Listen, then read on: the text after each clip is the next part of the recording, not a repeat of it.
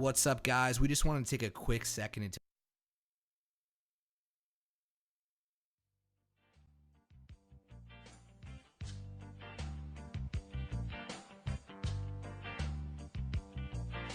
drink, bitch.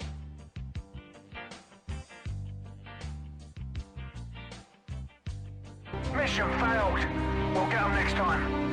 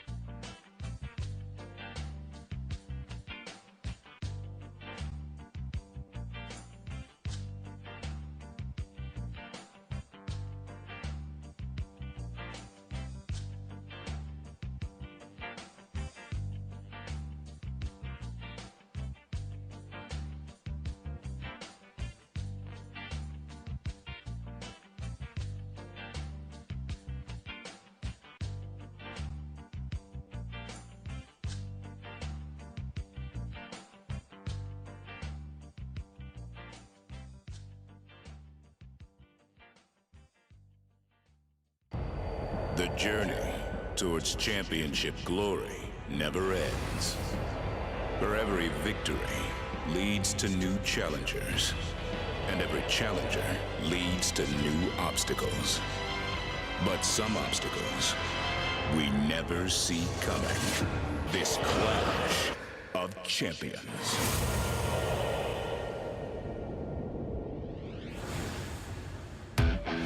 Now I live for big occasions, and what's bigger in all of wrestling than the man versus the boss? You little blue-haired freak! After Clash of Champions, the man is gonna be the boss's bitch. Well,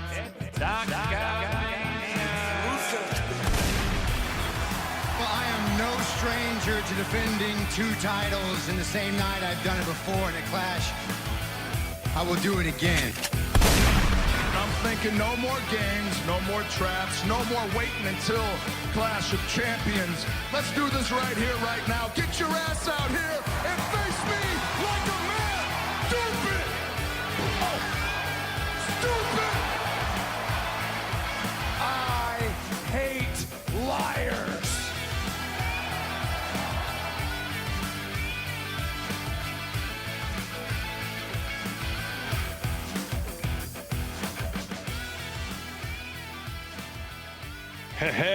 Hey, ladies and gentlemen, welcome to a brand new episodic adventure. It is Talkamania. I am your co-host, Dez, here with the Boozerweight himself, J-Bomb, why don't you say hello, I J-Bomb? was just making sure you were going to say hello. I think now for the rest of eternity. He needs that cue every week or he's lost. I think for the rest of eternity, it's going to be like this because I just never know what you're going to do. We need to decide on it before we go on. Or not. This makes it a lot more doesn't. enjoyable. Hey, man, I'm cracking beers tonight. Cool. So the Boozer Weight is back in action. Love seeing man, that, my cheers, friend. dude. Wednesday. This is our last show before we're like slotted in a time slot. So this is the last week we could be lazy. Sweet, man. And I am sporting the NXT Cup that I got from NXT TakeOver in Toronto. I chose it wisely because NXT is going to the USA Network next Wednesday. And we're going to be covering that shit like crazy, man. We got some cool things coming up. We'll be talking about our schedule that will be changing. Well, not changing. It'll remaining the same, but it'll be actually more explosive, more entertaining, more fresh. You know, we're going to be lined up with NXT and AEW. It's going to be great. And we are also here today to talk about Clash of Champions. It was the go-home show this week on Raw and on SmackDown. A lot going on around the realm of wrestling. But yes, before we get into things, as per usual, make sure to give us a follow on Twitter @_Talkamania. Check us out on Instagram as well, too. We've been all over the place, done a couple cool things there. We're putting pictures and all the foodsy that we eat and stuff. I don't know. I'm assuming J-Bomb is taking care of some shit. There's definitely no dick pics. Definitely. Okay. All right, good. Okay, good. But yes, guys, make sure to give us a follow on Instagram and wherever your podcasting kicks, be it iHeartRadio, Podbean, Stitcher, iTunes, Google Play. We are there. Give us a listen. Google us, and you will find us on the internet. Yeah, buddy, I just want to say hi to a couple guys in the chat. Take the bump. What is up? I'm sure Justin Rivera is going to be jumping in soon. Beers. Cheers to Take the Bump. So this Sunday, 5:30 Eastern, we have our Full Press Radio live show for the pre-show for Clash of Champions, so be sure to tune in. We'll tweet out the number if you want to call in, leave your predictions, all that good stuff. We're going head-to-head with Boot to the Face. It's the rubber match. We're 1-1-1. So Rucker said this is the end of the blood feud. So he wants nothing to do with this anymore? No, I just think that this will be, we can kind of lay off the predictions for a little while. We weren't able to do them at SummerSlam. So, I don't know. This will be the end of the chapter. Cool. And it's exciting. It's always fun to be involved with Boot to the Face. They were on our live recap show after AW All Out. And I hope even after the predictions, we have a little bit of fun with these guys moving forward. We will. And yes, Des mentioned we are going to stick around on Wednesdays. However, we're going to be doing our live stream at 10 after 10 p.m. Eastern. So that's about 10 minutes. Actually, we're going to be pretty strict on ourselves.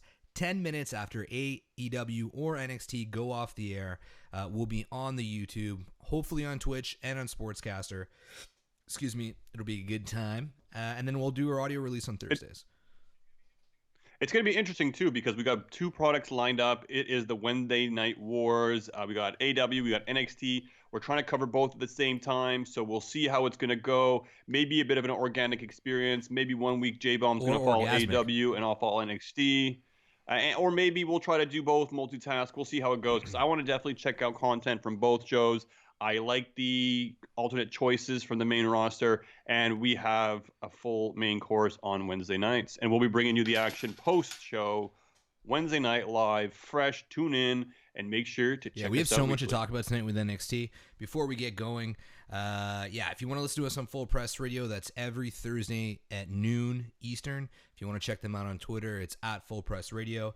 And if you're looking for wrestling news, make sure to follow @FPC_wrestling on the Twitter machine.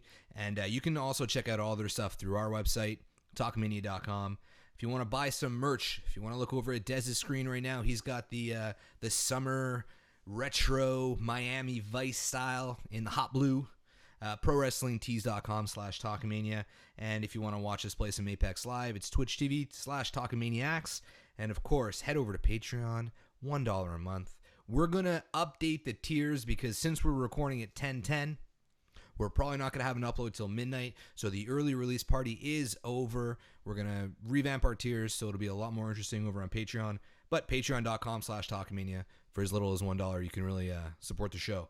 It goes a long way. You can sponsor this, young man. I need to eat. So before we get into things, I'm drinking beer tonight. I do not have to be at work early in the morning tomorrow. I'm headed to the city. I got to go to the hospital for my ear. This ear infection has not gone away. It's not gone away. Are you kidding me? This thing is still going on? I fucking told you they're bad, man. I fucking told you they're bad. But what are you doing in the city tomorrow? What do you got going on? Oh, what time do you start? Well, a flex schedule. So Thursday, I'll probably be in between 10 and 10:30. Fuck. Okay, it doesn't work with their times. I was gonna see if maybe we can grab a bagel or something. A bagel? We can go grab a bagel? Hey, buddy, let's grab a bagel. High five. Bagel in the morning. Montreal bagels are fucking delicious.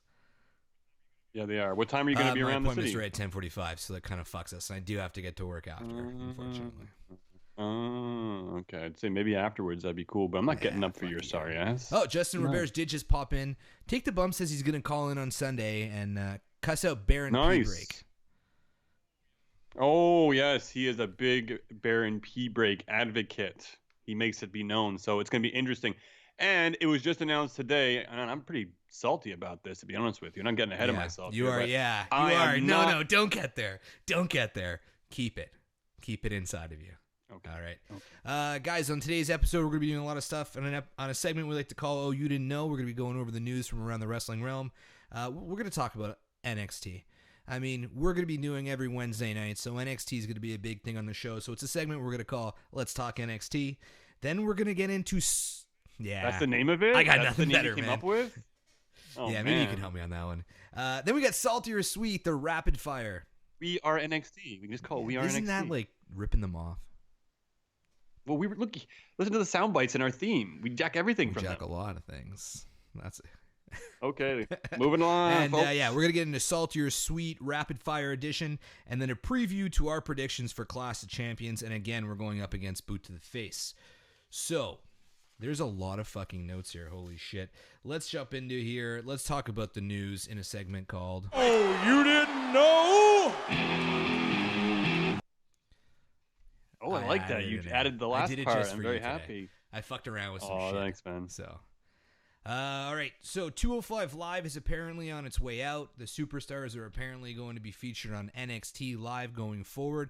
Nothing is made official, but the rumors are running around. Des, did you get a chance to read into this today? So that was Triple H's interview today, don't know. right? I don't know. I read a headline. Okay, so that's it. You read the headline. So you're for. I read that as well, too. I know, but I was also very busy at work today, so I wasn't as up to speed on this one. But I did read it after I was reading a little bit because I like 205 Live. I talk about it a lot. I'm an advocate for it. They put on great matches. It's kind of like a mini NXT because there's a little bit more freedom in the ring. And then I saw this and I was like, damn, the end of 205 Live. And then I look at all the comments and people were like, that's not what he said. That's not what Triple H said. That's not what Triple H said. So I don't know the exact context. I didn't read too much in depth in the article. But I think it's just like, the future is uncertain. But at the same time, there's no... they're not ending it. No, 205 Live's not ending. I mean, maybe they're going to be integrated into other brands, but I don't know. That's not true. That's not the fact. That's why you're here, and I just read headlines. But we have to imagine, though, right, with NXT coming to 2 hours, right, there has to be room for more talent. So it's quite possible we see 205 Live making the crossover and making appearances also on NXT.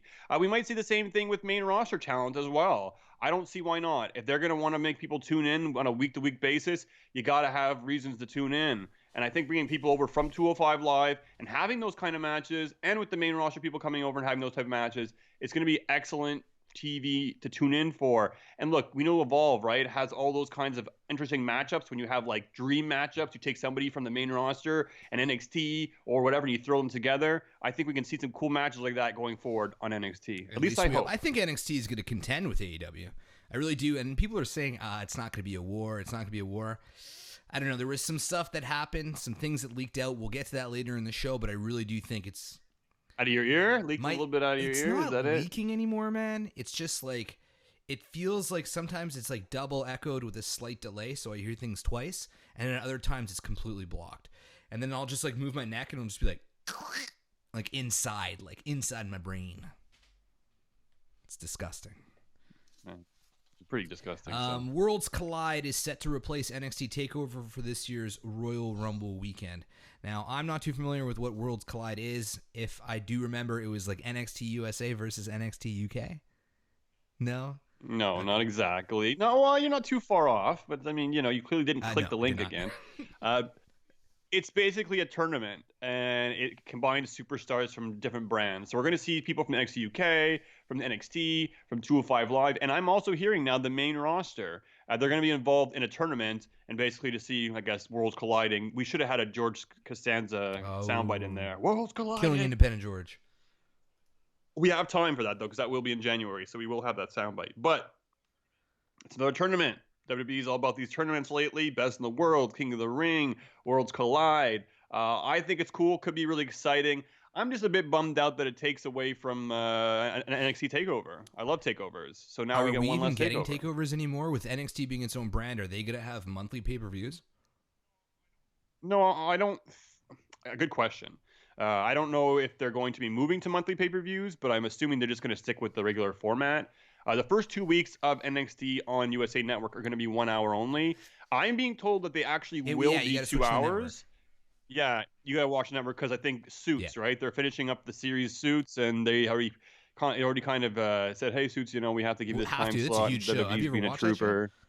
Oh yeah. Me neither. No, What's I their show? haven't, but I was surprised to see that it's still online. Still on, sorry, still on the network, still going. I think it's the last season or something like that. But anyways, yeah, I have not watched Suits, but they're following through their commitment to Suits. They're going to play them off, and then the following weeks after the first two initial shows, we'll get our 2 hours. But guys, tune in to the WWE Network if you want your full 2 hours. And the show's going to be pretty sweet. They got some cool build up leading into it, so we'll be talking about and what's that cool shortly. is that after that, 10 minutes later, come on YouTube and watch Talkmania talk about it. It's going to be good. Yeah, it's going to be great, man. So New York Knicks player, don't know how to say his name, Enes Kanter. Let's go. All right. Got it. Good try. He won the 24/7 title briefly before Raw went on the air this Monday night during main event. Now, you put in the notes, should they be giving celebrities and athletes, this title here and there? I think that they should. I mean, why not? This is exactly what it's for. Okay, so I'm kind of on both sides of the fence. I like it. I like that random celebrities can be involved from time to time. We saw a Fox newscast. I think it was a Fox newscast, sports newscaster, or some newscaster won it. I don't know who this guy is. Didn't do much for me. This guy, not so much for me either. But it's cool how he took off his jacket and had the Boston Celtics jersey underneath, kind of revealing the team he was going to. Drew a lot of heat. So I don't mind in this instance, but I think they're going to shit the title and dull it down and dilute it if every time there's a celebrity there, they just pick up a win. Well, let's so they be have honest. to be careful. That title that's exactly what it is used for. It's a diluted thing. I know, but it's like, R-Truth, he's 14-time champion now, and it's like, if he keeps doing this whole celebrity switch, like, can't anybody kick out of a roll-up? Because I see so many roll-ups on a week-per-week basis in so many matches, but it seems when it's involved in the 24/7 title, people can't kick out, and these are the saddest-looking roll-ups I've ever seen. So, I mean, look, these celebrities are not professional wrestlers, so they can't, maybe kick out. They're not prepared, but R-Truth should be. But at the same time, and maybe he's losing on purpose just to, to rack up those wins, because he's going to end up being like a 25-time plus champion. But just make it more believable. I don't think they should hand this out to every celebrity that comes on the show. So I don't know. Like I like it, but tread lightly. Ooh, nice reference. Ric Flair drama continues as he's trying to sue WWE for the trademark The Man. This is not news this week. This has been going for a while. I don't know enough about lawsuits, especially in the States, but whatever. So I put this again in this week's notes because it seems like it's still moving along, right? Before it was just like, okay, well, he trademarked The Man. But now it's seeming like, he's making this case like, well, look, I almost died a year or so ago, and I need money in order for my family to, survive and have an income and all this stuff. Well, I mean, I don't know. I don't know his financial situation. I imagine with all those limousines and jets that he obviously doesn't have as much money as he used to have. Probably also those medical bills because, they don't have the great Medicare that we have up in old Canada here. Though I'm sure he's covered by the WWE to a large degree. But, I mean, look, my question is, do you think he has ground to stand on in saying that he can trademark The Man? So does this stretch into any part where, someone's like, hey, man, how's it going, man? Like, can they not say that? Like, when does he get money? And how much money does he get per man? I don't know. I guess because of that famous promo that he cut. To be the man, you got to beat the man. So I guess he used to call himself The Man. So I'm assuming it's got some sort of trademark within WWE. So if somebody else starts using it, it's kind of like, again, I don't know anything about law or lawsuits, especially in the States. I get what you're saying, but I've seen guys like the dude from Kiss. What's his name? Gene Simmons. He trademarked the money bag logo. So people do things. I didn't even know that's associated with Apparently them. it is. So things like this happen. I don't know how they work. However, I heard that Becky Lynch said, no bad blood. I hope Rick gets what he wants. We're great friends. I don't think it's any disrespect to Becky Lynch. I don't even think it's any disrespect to WWE. I don't think Vince is going to... I really don't. I don't think Vince is... It's a stretch. It's a stretch It's and a stretch and a money grab. But I mean, I don't think it's wrong that WWE should pay him for using that term. Not every time they use it. I don't think they should. I don't think they should pay him for it. Look, he had it in a catchphrase. Should we start calling anybody who says they're the best or the best of the world Bret Hart? Should they be paying Bret Hart? Oh, everybody should be paying Bret Hart. I don't know. Forever. Yeah, well, dude, he's literally the best there is, the best there was, and the best there ever will be. He's one of the best there was. That's for sure. But yeah, I don't know. I find it it's a little bit sad, a little bit of a stretch. It definitely is. Come on, but if man. you can make money, you can make money, right? It's like I'm the man around here. Like it's a saying, It's not like, come on. To be the man, dude, you got to pay the man. Apparently Take the bump. so. Wrestling podcast in the chat says, if you see somebody walking around with a 24/7 championship replica, it's on. You get him, Brad. You get him. So Drew McIntyre has been injured. I know you're a big fan of this guy. You got a bit of a man crush on him. Where do you see this guy returning once he's healed up? Once he comes back to the WWE, how should his return go?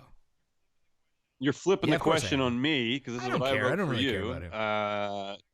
So yeah, Drew McIntyre's been out with an injury ever since his match with Ricochet, I believe. These guys put on a good match. The size difference didn't matter. They had good chemistry. Shows you Drew can work with anybody. But yeah, he's got basically out with a bit of an injury, cleaning some stuff up, and we don't know when he's going to get back. And I don't even know if I have an answer. I kind of wanted to see what you think. Now, typically, I have a feeling he's just going to come back out of nowhere as Shane's bodyguard, and Shane will be fighting KO or something, and then Drew will just return and beat him down, and then it'll be kind of a wasted return. That's probably what they're going to use him for. But if I had my choice, I would like to see him being thrown into a title picture, maybe with AJ Styles, U.S. title. I think it could be a good feud between the two of those guys. But they're both heels, well, right? He can come back as, a face. It could happen. Well, it really depends. I think he likes playing a heel, and I think he plays the heel a little bit better. But I don't know, guys. I mean, what do you think? Where do you think he would fit in on a return? Because, they are notorious for blowing these big returns. Maybe they actually have him go to NXT UK for a little bit. I've heard rumors about that. Is his injuries... Him and Walter. That'd be a pretty good match. Pretty good match. Is injury legit? Like, is it serious or? Yeah, but nothing major. I think it was like cleaning his elbow out or something minor or something like that. And nothing too severe. He'll probably be back very, very soon. It's just right now they don't have much for him to do. So I guess they're gonna wait kind of until he's fully healed, he's ready to go, and then find some place to insert him. Yeah, you wish. Rumors floating around that Miz, Bliss, Ray, and Becky Lynch are headed to SD Live. I read this in your notes. Who is Ray? Is it Rey Mysterio? No, it's Ray-Ban. Okay, but just because you had Miz, Miz. Ray Vecchio. Yeah, Miz, Bliss, Rey Mysterio, and Becky apparently are headed to SD Live. I haven't read any of this. I don't know where you caught this, so fill us in. So Fox is airing video montages of SmackDown coming to Fox, and these superstars appeared on the commercial. Oh. So it's very possible these are some people that we see moving over to SmackDown Live. Take it for what it's worth, but at the same time, Fox has been pretty vocal in terms of what they want. They didn't want the superstar brand split or the wild card. Now we're having another superstar shakeup in a couple weeks, so they could easily pick and choose who they want to be on their show, and it'll be so. Okay, let's move over to AEW. It was official. We talked about it on our podcast last week, whether we thought it was a good idea. We had an inkling that Cody Rhodes would be the next in line to face Chris Jericho at AEW's November pay-per-view Full Gear. I was reading this. I forget where I read it, but I read people talking about, I know I've mentioned that AEW might be booking themselves in the corners with a few things. But I wanted to talk to you about the win-losses and how AEW has kind of made it such a big deal that I think it's going to kind of bite them in the ass. Like a guy like Kenny Omega, who's just had like a horrible singles record. How is this guy not going to be in the title picture? And what is he going to need to do to get into the title picture? Because you look at Cody, who did he beat? He beat Sean Spears. Darby Allin was a draw, name. and he beat Sean Dustin. Smears. And then who else did he beat? Oh, where's Justin when you need him? He beat his wife. Whoa. Anyways, it wasn't a huge name. Again, 3 guys that are like, let's just say mid-carders, and now he's in the title picture. So if you get other people that do the same, are they all of a sudden number 1 contenders?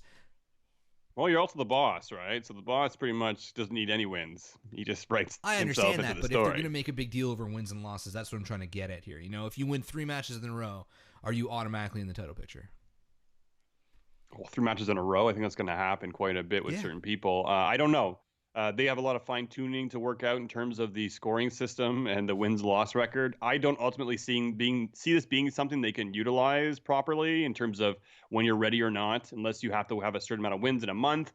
Then they can book matches where the people win. It'd be a bit more predictable. I'm interested. In the long run, maybe it's going to turn out to be something they can't utilize properly, and they might just have the win-loss record for record's sake, which I still like. I think it's awesome to have that. Eventually it's going to be like, what do they count house shows too? Like, I'm just very curious. But I don't know. It's going to be interesting. Kenny Omega, though, it's like, how do they get him into the title picture? It's a very good question. Look, first of all, let's address the question. Cody Rhodes, he is the number 1 contender, or will be, for Jericho's title come Fyter Fest. Full gear. Full gear. F's. Full gear. And I don't know. Jericho just says he doesn't like Cody Rhodes. They're just starting their feud based on, not getting a thank you, I guess. That's it. Not thanking him. But look, let me ask you this. Would it be too soon for Cody to win that title? Do you think it would stir the pot? You think people will be upset? The boss of the company making himself champion? I personally think it'd be a little bit too early. So I don't anticipate him winning the title off Jericho in their match. But if you were to ask me the question, how does Omega get himself into the title picture? Well, quite simple. Cody wins, and then you have an Omega-Cody feud. I think people are going to to see that. Oh, I know, but if wins and losses matter, so Omega's going to be fighting Moxley at Full Gear. Chances are Moxley's going to beat Omega. Right? Isn't this Moxley's first one-on-one match in AEW? I feel like he's in a match he fought Janela. on TV. He fought Janela on the unsanctioned match, but this is pure one-on-one, no street fight, no nothing. Chances are he's going to beat Omega. So Omega's I don't know about that. He doesn't. Omega's record I'm not as still sold not on great. it.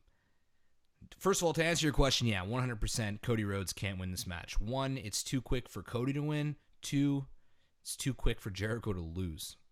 If they start handing out that title quickly from one pay-per-view to the next, I think it's going to be a problem for them.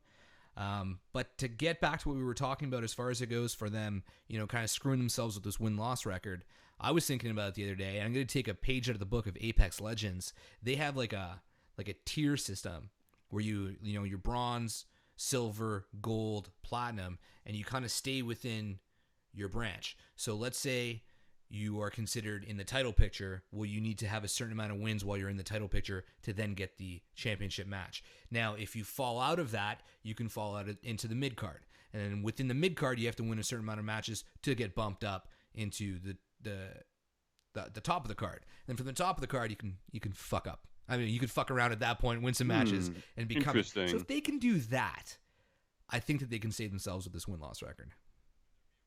Would there be a reset, like a season reset? Yeah, maybe they can have a yearly schedule or some sort of a playoff, or I don't know how it works, but. Will there be DLC and downloadable skins and new characters and new content? Yeah, and you could buy it at the end of the month if you can never achieve it yourself. Oh, in-app purchases. I like They're good for people like you, aren't they? I'm saying because you're in the video game business. You can make some money. All right, let's move on to something else with AEW. It's kind of been pissing me off lately, and we have also talked about this on the podcast. But Nyla Rose has been in the news. She's been the butt end of a ton of garbage that we've seen on Twitter. And I just want to make a comment about this. Obviously, we know she's transgender. It's progressive of AEW to have an openly transgender wrestler on the roster. That's for sure. It's progressive for booking her so strongly. Now the question is unless they're doing it okay, just to do so it to be progressive. So I'm seeing hate on her being transgender, which is just disgusting, despicable. No Right. problem on Then my there's end. people saying AEW is only booking her that way because she's transgender. Now, I know that you have to be careful of large company intentions. I understand that. Like, you get McDonald's that will spend $10 million to tell everybody that they've donated $5 million to a charity. I get that kind of shit. But I haven't seen AEW once really reference this. They're not promoting her as a transgender wrestler. They're not putting her in interviews talking about it. I mean, there might be some on the internet, That's but true. It's a good AEW is point. not really pushing that as, it's not their narrative for this. She's just being treated as a wrestler. And I think people need to lay off of AEW for pushing her. If she's the first champion, you could think what you want. Yeah, okay, maybe they're doing it to be progressive, but they're not selling it that way. And I just wanted to say that for me, they get a complete buy on this for that. I haven't been seeing a lot of the hate, so when I saw this note on the production notes for today, I was kind of like, oh, is something going on, or I didn't really see this too much, but I do see people kind of having had complain about more the fact that, look, you have this person who's gonna be the first women's champion, and they're a woman, footnote, and also you're putting them against women who are, I guess, more delicate But or it's smaller fake. or It's not a have fake as much sport, strength. right? Look, but she does have more Yeah. strength, right? Can we Of acknowledge course. that? Okay, but that's fine. That doesn't change anything either. Nia Jax has more strength than Peyton Royce, so I mean, I don't know. I think it's silly. It's really a non-topic for me, or a non-issue for me. So, it's good for AEW. The fact they're not pushing it down our throats as an agenda, not letting us know every 2 seconds that this Like is a WWE transgender. would have done it. Yeah, absolutely, You know what I for mean? sure, 100%. And And they probably will. They will. They probably will. I think 2 seasons ago on Big Brother, yes. Me and Des are Big Brother fans. I haven't missed an episode in 20. This is the It worst is, it season, is. though, in a 21 long years, time. I haven't missed an episode. Whatever, I'm not. No, fuck it, I'm proud of it. But I remember they had a transgender house guest a few seasons ago, and it was like the first 10 episodes was nothing but, hey, we have a transgender house guest. Hey, we have a transgender house guest. And yes, it is great. It's great exposure, and it's somebody that people could look up to. But I felt like it was a bit of a foul on CBS to use it to make themselves look better. Oh, and they do this Yeah. every season. They always have one Yeah. gay person, a black person, a Hispanic person. Now they have a plus size But they person don't sell this year. it. They don't And always sell have, it as that. They really don't. They do a little bit. I think CBS does it to do it. Not It's like they did with 100% with the clear. transgender girl that was on it last time. I mean, that was like, Was that the one who didn't identify as no, a that man was or a on woman? Big Brother Canada. Yeah. And they were Canada, okay with yeah, it too. okay. They didn't really say much about it. All I'm getting at here is that AEW, you can't hold it against them. You can't say that they're doing it just to do it to be progressive, because they're really not cashing in on it, because they're not talking about it. That's just what I'm trying to get at. Nyla Rose, you played your Talkamania theme song on your love you debut on the forever. presser, and you won this man's heart. So Actually, Brad in the chat says, I had a nice conversation with Nyla Rose on Twitter about Neverending Story, and I know you're a huge fan of the Neverending Story movies. Oh, dude, I love Neverending Story, man. That dragon, I just wanted to take a nap on him. He just was super comfortable. Yeah, That sounds he super did look lame, comfy. but he looked super comfortable. I wanted a dragon that can fly me around the world too. The Rock Monsters, fantasy, dude. They should continue the Neverending Story series, especially with today's technology. But they would CG half the shit and ruin it. It would probably look better if they CGI'd it. No, man, no. It's like the Ninja Turtles from the 1990 movie, right? Like that was the best one. Dark, had the costumes and everything like that. Really cool. And then it became all poppy, CG, ugly. They do that with lots of movies. I don't know. It's just me. I'm old school. Apparently they're talking about bringing back the Gremlins, which I love the puppets, and now they're gonna CG them. So I don't know. I like natural, organic, old school shit. I'm old. Bitch. All right, let's move on. We got the Young Bucks. It's official. They're facing Private Party to the AEW Tag Team Title Tournament. So more EVPs in the spotlight. However, I think that they're going to put them over. I think they're going to give them the rub. Do you see the Young Bucks bowing out round one of AEW's tag team tournament. No, absolutely not. No, not round one. Come on, No, man. but You're ridiculous. They're facing like the biggest up and coming tag team in AEW. I mean, they ultimately lost the series against Lucha Brothers.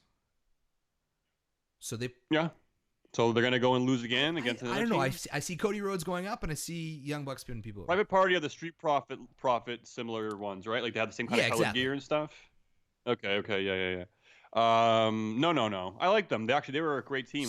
They're actually one of the better. Well, they're all good matches. No. I don't think the Young Bucks are going to lose this match. No, all right, this week's episode of Road to TNT, I found it pretty disappointing. I understand AEW is gearing up for the debut of TNT.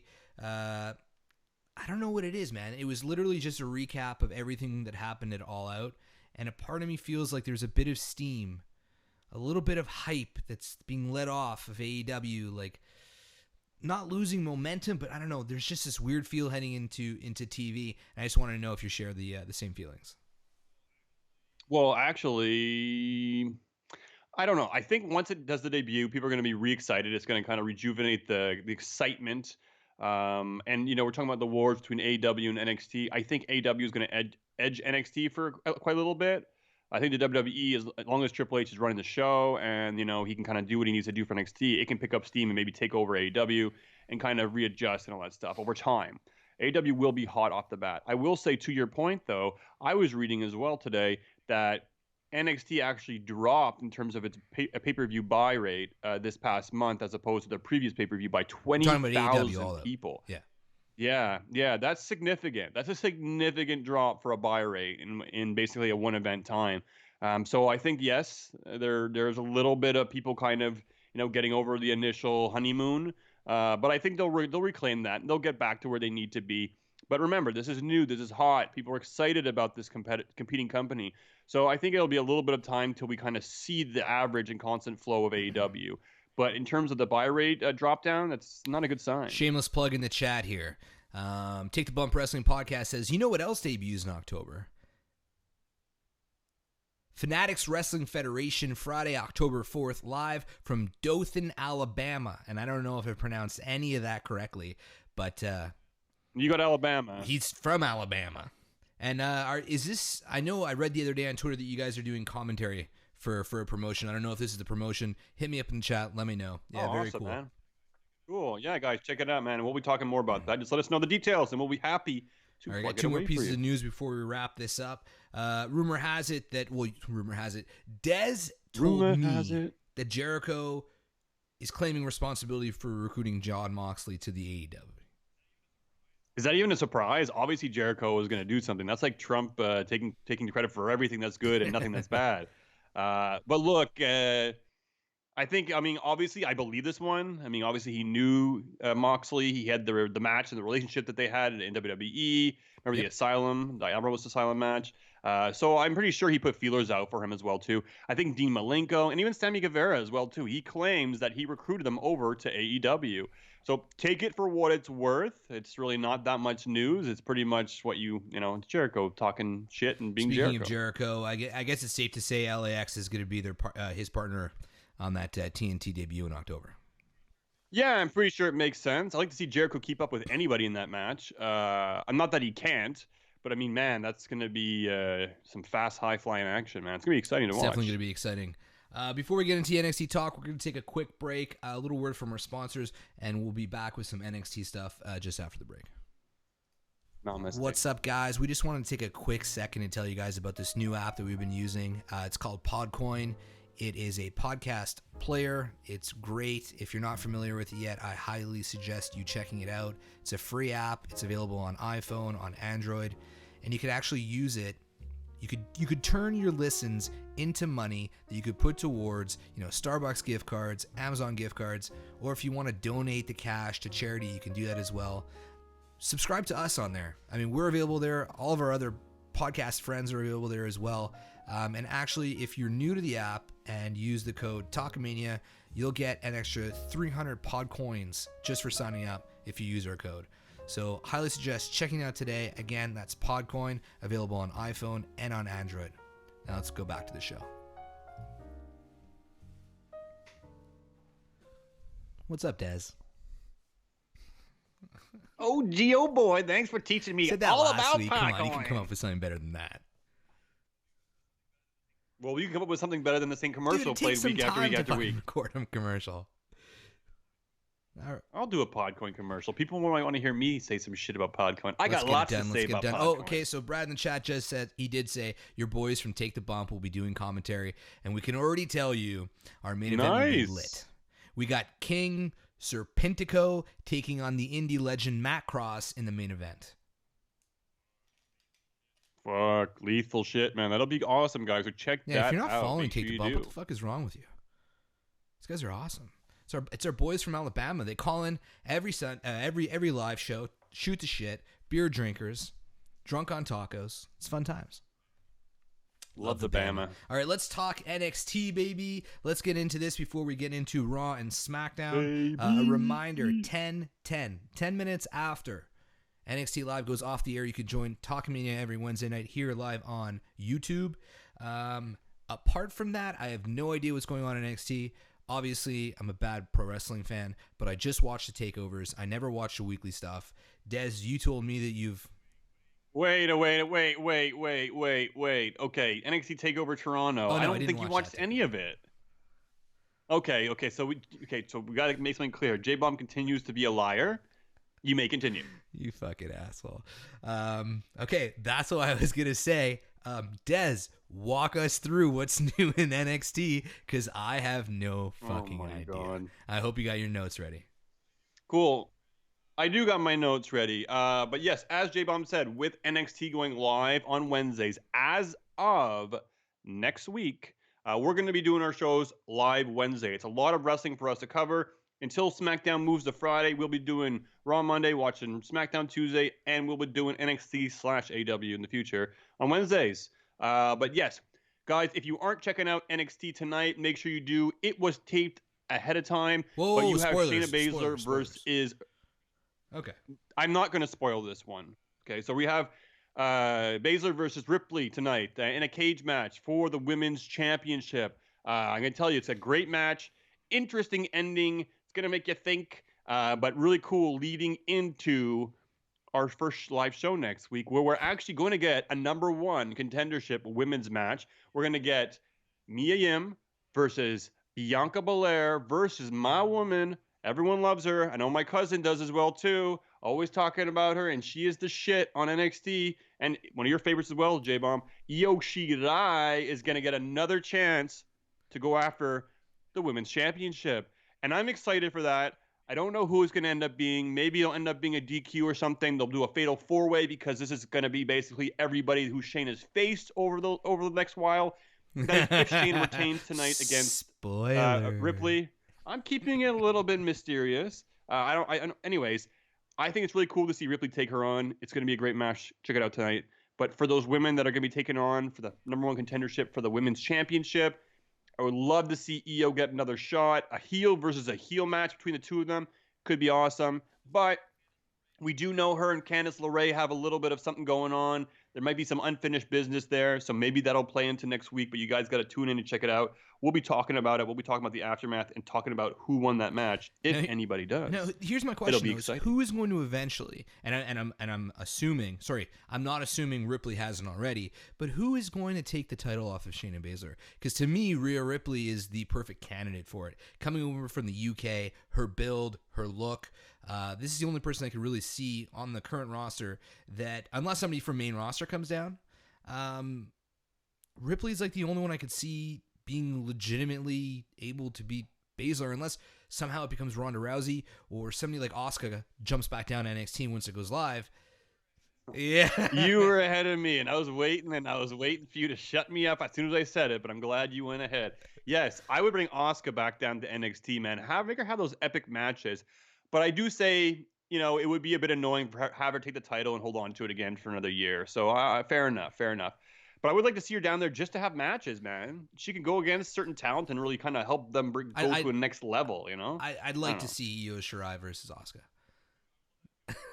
Dude, I would love that too, and we'll get that eventually. We'll get that. As long as they're given the proper time. I want to see an NXT format probably just because. Have Io win the title, hold on to it for a while, and then Asuka's the one that kind of comes and dethrones her. or even comes and dethrones Shayna Baszler, and then you have Io versus Asuka, and then Io beats Asuka. Yeah, that would go the other way around. As well, too. I'd had Asuka come down, beat Baszler, and have Io take it off Asuka. That's not a bad idea. That's what I would like. I agree, and I will cheers to that with my NXT glass, guys. It's not a fucking glass. It's a goddamn plastic. I don't know how you. Shut up. I don't know Going how you into could drink semantics. beer out of a plastic cup. To me, it's can or pint glass only. I poured into this hole and I just drink it. Stop talking about I the don't know. bedroom That's how I do it. Other things coming out of NXT this week. Roderick Strong and Velveteen, you'll see them take up their feud to the next level. And maybe, I will maybe spoil something. Maybe you might see Roderick Strong use a little bit of fire on some upholstery of the one Velveteen Dream. I'll leave it at that. But it's going to be a cool segment. Check it out. It'll be all over social media, I'm sure, tomorrow. He lights his couch on fire? Like, is that a euphemism? Or is there an actual fucking couch involved in the NXT that I'm not aware of? There may be an actual couch. Eh? Fuck, I should start watching this. It is good, man. Heartbreak Hotel. Remember that little bed I'm they had blaming there? it on our podcast and on you, Des, because I have to be with you every Wednesday, and unlike you, I can't watch shit after it's aired. I cannot do it. I mean, get your shit together. Before we move on, Brad in the chat is asking, have you watched Asuka's gaming YouTube channel yet? Yeah, but she doesn't have many videos out there. She did some Mario Maker 2 speedruns, which I like. It's great because it actually gives me tips on how to complete those speedruns. Makes me actually want to go and try to complete them. But also her putting together a chair for her gaming room. I think it's awesome. I think that she's thinking ahead of the game. Xavier Woods obviously has a gaming channel. She does all the art for it as well, too, because she is an artist. She worked for Microsoft and a bunch of gaming magazines and companies, which is pretty rad. But I guess at the same time, she's like, well, if I'm not being utilized, I'll do this on the side, and then I can do this afterwards. And I think it's great on her. More Kana, more Asuka. I think it's cool. So, yes, I have watched it, and I think you guys should all tune in and follow her on YouTube. Thank you, Asuka. Or, sorry, you're welcome, Asuka, for that plug on your YouTube channel. So yeah, because you guys are best friends now, right? You know, we are best friends. We are. I got 2 photos with her. Married. That's all. Yeah, pretty much married at this point in time. Just like Alicia too, we were at C4 and she walked by me and her hair rubbed against my arm. And I'm like, okay, well, we basically just slept together. So oh God, oh, watch what you're saying here. Ready to get in trouble, man. It's a joke. It's a joke, Yeah. Alicia. I'm sorry, even though you'll never listen to Talkamania. But look, guys, Roderick Strong, Velveteen Dream is heated up. We are apparently getting that match next week as well too on the Wednesday night show. It'll be Roderick Strong versus Velveteen Dream. And for those of you who are under a rock, I'll give you another little nugget from tonight's NXT. The Undisputed Era may or may not win the tag team titles. Therefore, they may or may not have all the gold at the end of Wednesday night next week. So that's something to tune in for. Pretty exciting. They promised this as the year started, that they would have all the gold. And now, next week, they may be able to get that done.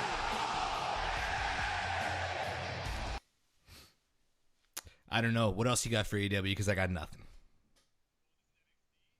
Well, this is NXT we're talking about. I know you like to talk about the AEW. Did I say AEW? But yes. Sorry. Well, you said AEW. Yeah, you do all that shit all the time. Half the time I correct you. WWE, Sometimes I do, sometimes NXT, AEW. I mean, I don't even... TNT, USA, FOX. SEX. All that stuff. All that shit. But look, I'm just interested to see if we're going to see any surprises. We're going to see people debuting, and we're going to see people showing up. I don't know. There's all kinds of possibilities. I'm sure they're going to want to make a big bang.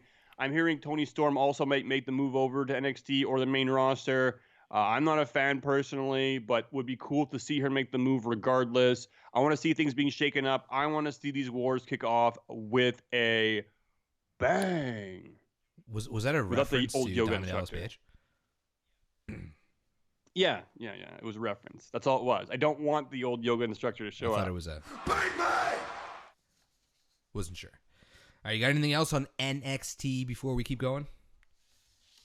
Nah, man. Just guys, tune in, enjoy NXT, open your minds to this brand if you aren't already. It's gonna be a wild ride, and we're gonna be part of the Wednesday Night Wars. That's right. It's part of history, dude. Des, the time has come. It is here. It's time for salty or sweet?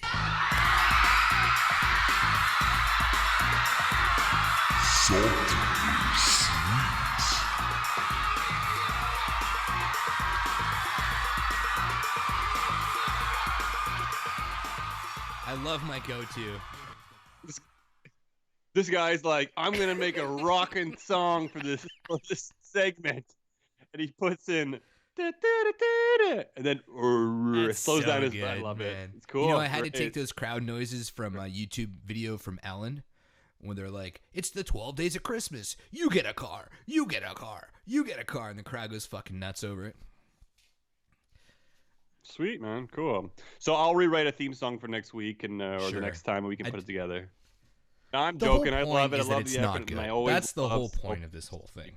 Anyways, it's salty or sweet. We haven't done it in a while. Des, this one's going to be a rapid fire edition because we are going long tonight. So try and keep it within 45 to 60 seconds per topic. I'm going to try and shut me up. I know you I ramble. And I'm ramble. going to give you one of All right. these because the audio version won't see it. The video version, well, hey guys, you're getting a behind the scenes look at the making of our podcast. But let's kick things off. That's a nipple. King of the Ring finals will not be at Clash of Champions. They will be held next week on Raw. Des, salty or sweet? Come on, what do you think I'm going to say? Super salty. I read this today. I was very upset about it. My cousin was the first person to break the news to me. I think it is garbaggio. They highlighted this event, Clash of Champions. The first thing we knew about it was King of the Ring. That's the only thing we knew about it. King of the Ring, we will find out the winner at Clash of Champions. So I don't like this. I want to see this outcome there. I don't think it makes Raw more spectacular for me to tune into next week. I would easily trade in the 205 Live match or Rowan versus Roman Reigns or one of the other matches that are on the card that might not make enough sense and put that King of the Ring match in there. I think it would have been amazing to have one of them win on a grand stage. So for me, I'm rather upset and rather salty that this is not on Clash All right, of Champions. keeping on the King of the Ring theme. Baron Corbin being in the finals versus Chad Gable. Des, salty or sweet? You had to take a sip. That's out of your time. That's coming out of your time. That's fine. That's fine. I'll get it done.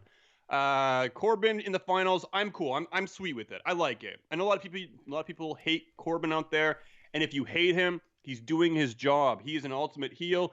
He can benefit very well from this gimmick as well too, going around being the King Corbin. Corbin sounds like a king's name, so I'm down with it.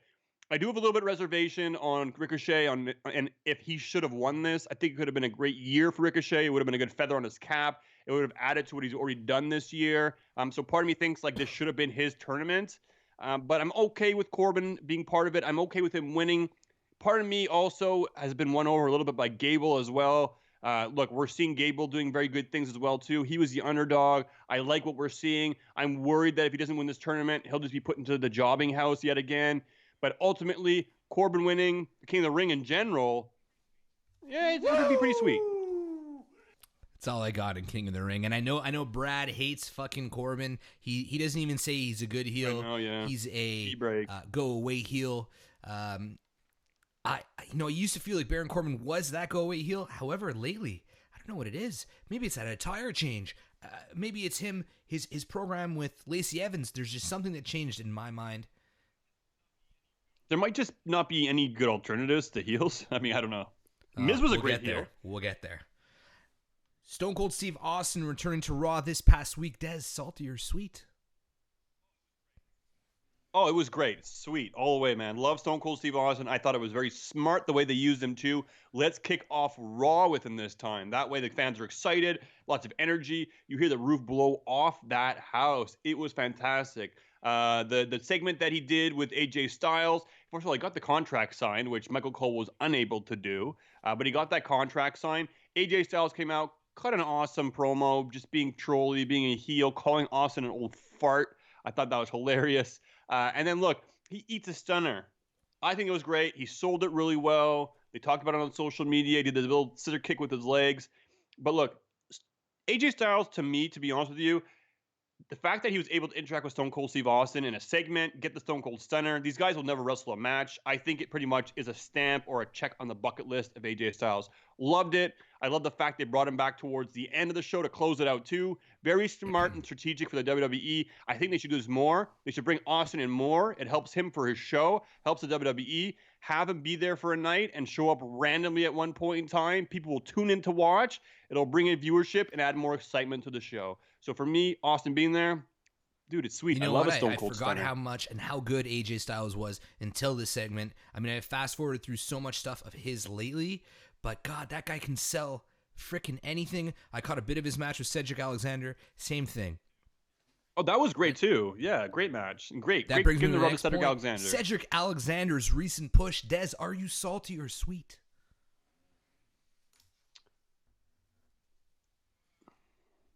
I'm sweet for it. I'm gonna try to be a little bit positive on this note tonight. I'm okay with it. I like Cedric Alexander. I think he's been earning his dues. I think he's been putting on great matches. The only kind of reservation I have is that it kind of, prevents maybe Drew McIntyre from having a spot during that week. He also had the job to Drew McIntyre, so he was a bit of a casualty on Cedric Alexander's kind of ascent. Now, for those of you who watched the Cruiserweight Classic, Cedric Alexander made a big impact. And after his elimination, the crowd chanted, "Sign this guy," or "Sign him," or whatever it is. Triple H walked out and said, "Don't worry about it," shook his hand. And it was a really organic, beautiful moment. Alexander was great. It's really tough to kind of give him the time and space he needs. He's kind of coupled in there with Ali. He's almost like the Raw Ali.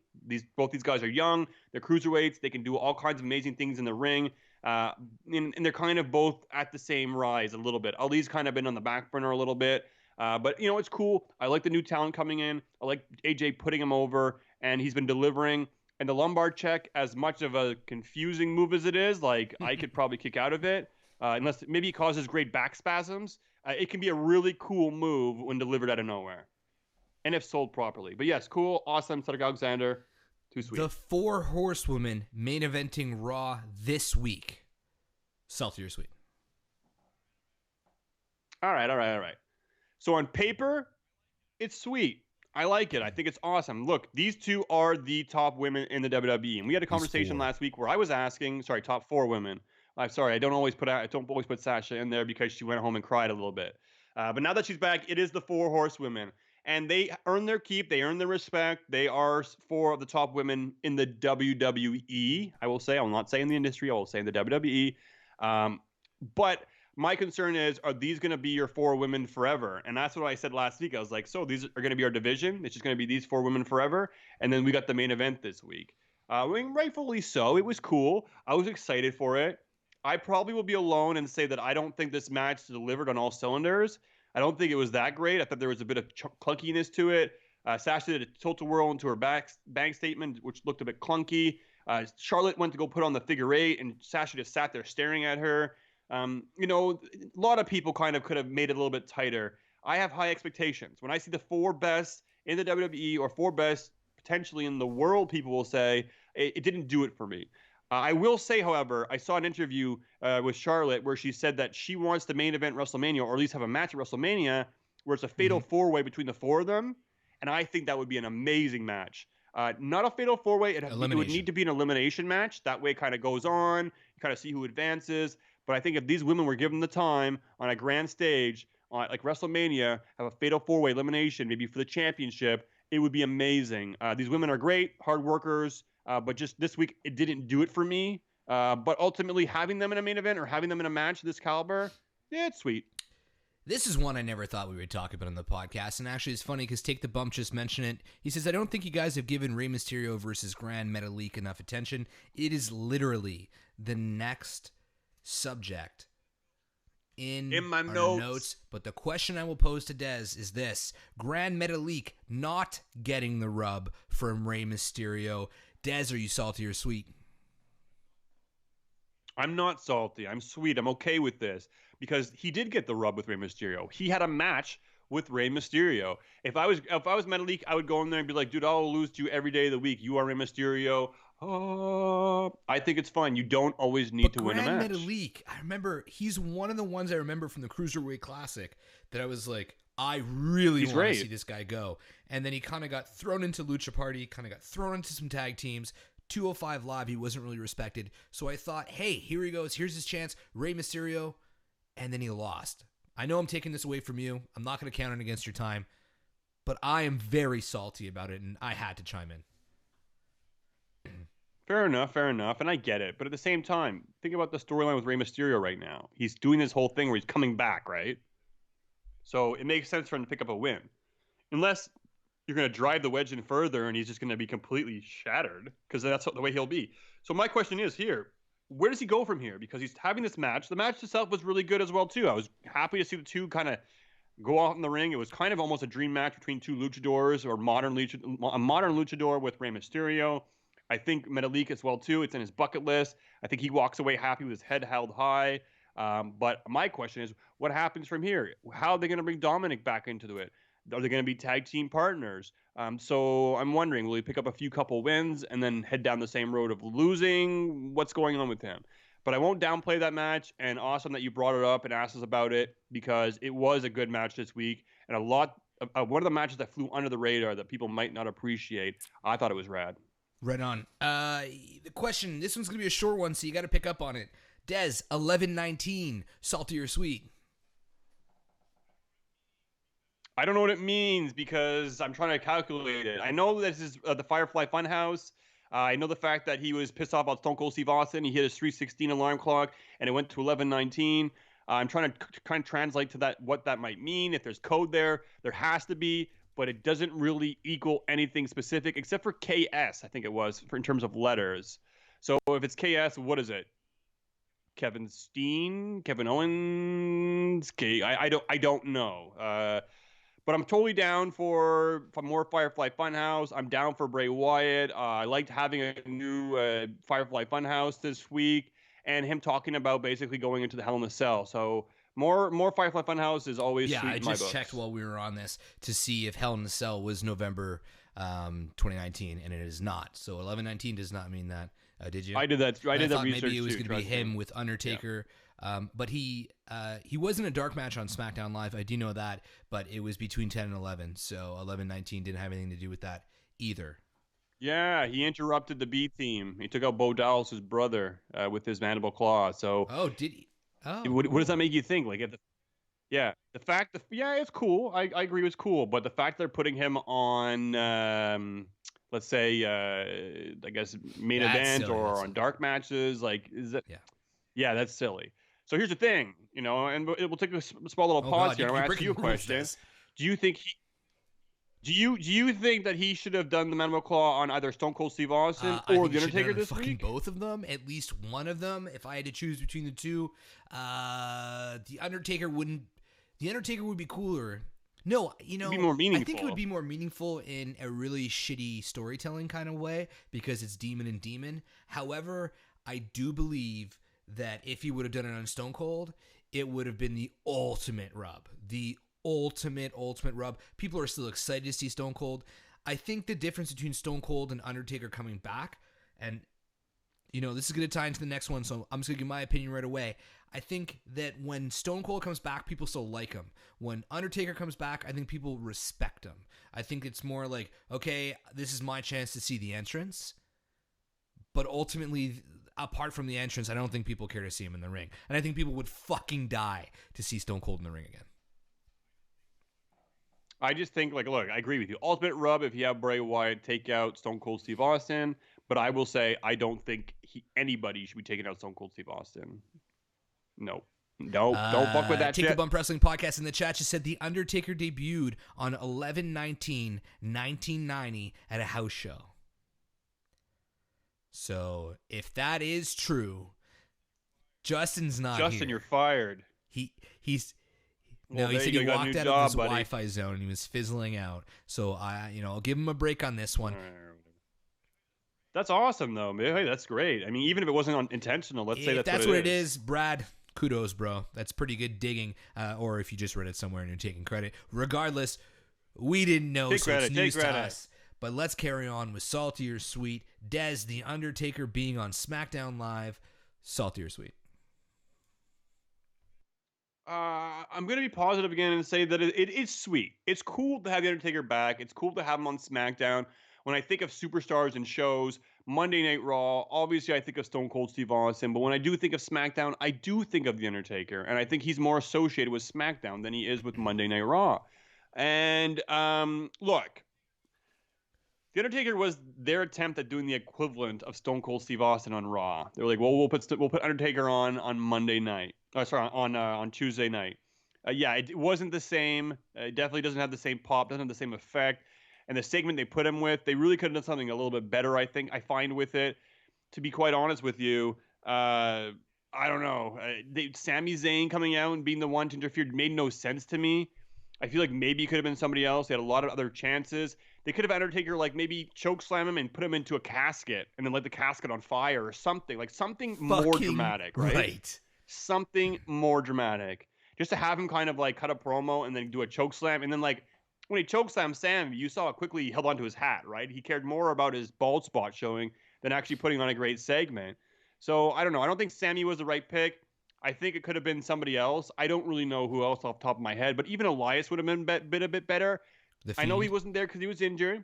Part of me actually feels like maybe it was going to be Elias because, look, it would have made a little bit more sense. Elias comes out. He got attacked by Taker the night after WrestleMania this year in Madison Square Garden. Or not Madison Square Garden. Brooklyn. It was in New York.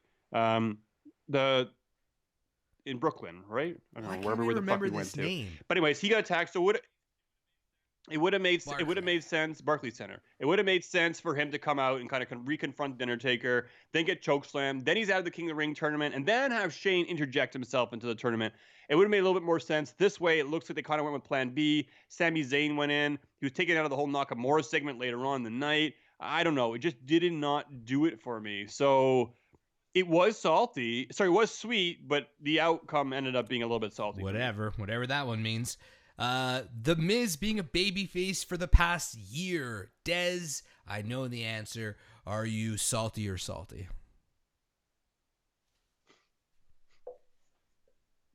It sucks, man.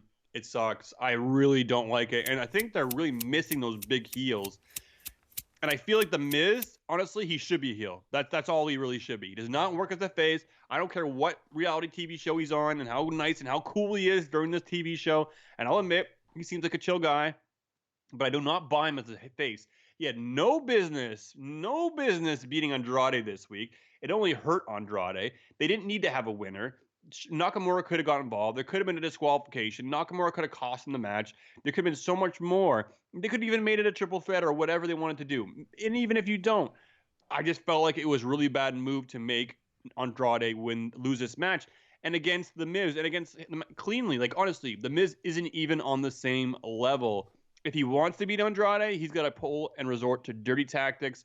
I miss him as a heel. I can't wait till that day comes because it will come. And I hope Nakamura beats him this week or on Sunday, and then he gets frustrated, and then maybe he has to pull a heel tactic to turn heel again to win that title back. I hope there's some kind of light at the end of this tunnel. I'm not digging him as a face. I don't buy it. He's not been the same Miz. They do not use him as efficiently as they used to because of this. They must know that it's not working. Open your damn eyes. Turn this guy heel. Make him sinister because that is what The Miz is meant to do. Mandy Rose's schoolgirl... Start that one over. Mandy Rose's schoolgirl promo on Nikki Cross. Schoolgirl, I mean, like, mean girl. Yeah, playing around, bitchy, being a fucking see you next Tuesday. Look, man, I don't know. I mean, like, I thought it was a bit mean. I didn't find it that harsh. I was like, whoa, that's... No, I mean, I didn't, but they hadn't usually been going that harsh lately. So for me, I was like, oh, damn, she's making it real, right? So for me, it wasn't that bad. You know, I liked the fact that they can kind of go there and not be too sensitive and delicate about everything. I like the fact that they can maybe do that. I didn't like the delivery of the promo. I thought the promo could have been done a little bit better. I thought she struggled a little bit through it. It just caught me off by surprise. But to make things more personal, it's cool. I'm okay with that. First of all, look, I don't want to knock anybody for being ugly, being fat, being transgender, being gay, being whatever. But I like the fact that we can be more real and push the envelope a little bit. And I'm sure Nikki Cross is okay with it. Put up an ugly picture of her on purpose. I'm down with Cross. The one thing I took away from that is, first of all, I like it. It was sweet. I like that we're going there. Could have been a little bit better delivery, but I couldn't help but think, man, seeing Sonya Deville stand there, it's only a matter of time till she breaks out and she becomes the Shawn Michaels and Mandy Rose becomes the Marty Jannetty of that group. She's gonna smoke her. She's gonna smoke her one day. Oh yeah. We gotta wrap things up pretty quickly, and we still have the Clash of Champions preview to go through. So I'm gonna skip over the next one because it's really kind of irrelevant. Let's hit it. Two more before we end. Eric Rowan's recent push, salty or sweet? I was very salty about this one because I'm not a big Eric Rowan fan. I thought I want Harper instead. He's like a poor man's Harper. But look, he came out and cut his first singles promo this past week. It wasn't terrible. He has the aggression, and he's really trying. He's really working hard. And I'm not really buying into this match. And I said earlier I prefer the King of the Ring match between than this Rowan and Roman match. It's hard to say that. But look, after their brawl on SmackDown this week, I'm definitely more invested.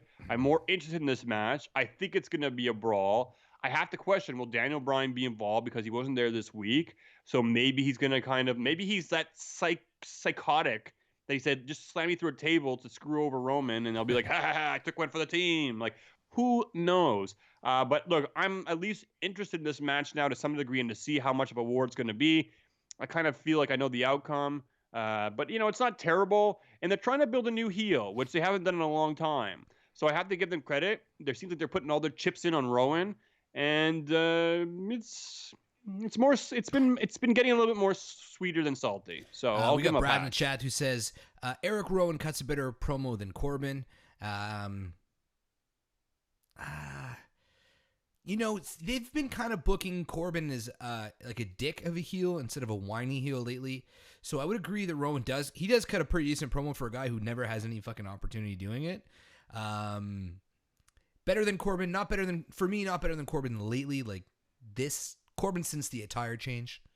And he also mentioned Since he went to go do the dishes out back and sit and smoke a cigarette on the crate. He also mentioned that leave Nikki alone. It's bad enough that he has to find his way around Killian Dane.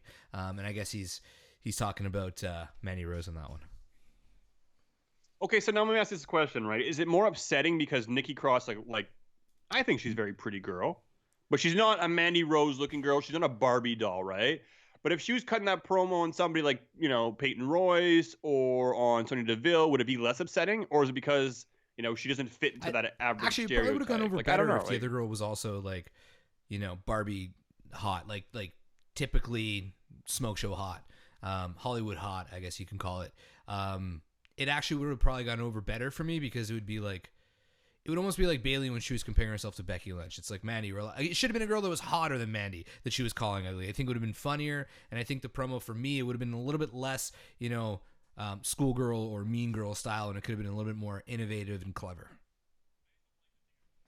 I just don't like they're taking a lot of these heel one-on-one, very basic recipes. Even Sasha's doing that as well too. I think she's getting a lot more free reign to do her own promos and to say what she wants.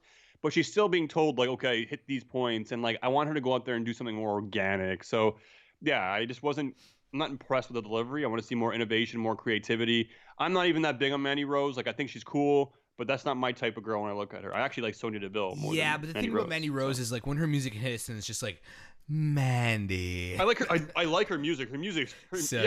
She walks out all awkward and shit. Okay, the final one. And this ties into what we were talking about earlier. And if you want to talk about good storytelling, you can find it here on Talkmania. 14, 24, 30, Dez, salty or sweet, baby? Well, for those of you who can't do the deciphering of that code, 14, 24, 30, that is NXT. So yes, basically Kevin Owens was appointed the special referee in the match between Shane McMahon and Gable this past week. And for some reason, I didn't like the fact that he was kind of listening to Shane and doing what he needed to do. $100,000 is a lot of fucking money, bro. Come on, guys. Oh, dude, the guy's got kayfabe, he doesn't. money now. But yeah, okay. All right, fair enough. But look, man, I love it. I love the fact that he's teasing this. Who knows what happens with Kevin Owens? He got fired from SmackDown. The fact that they had to make that kind of ahead of time for NXT makes you think that maybe he will be one of the people who debut look, man, Roderick Strong is taking on Velveteen Dream for the North American Championship on the live show next week. It's very possible that Kevin Owens shows up, maybe helps the Undisputed Era take home all the gold. Now, does that mean Adam Cole takes a sidestep and they're both leading NXT? Undisputed Era.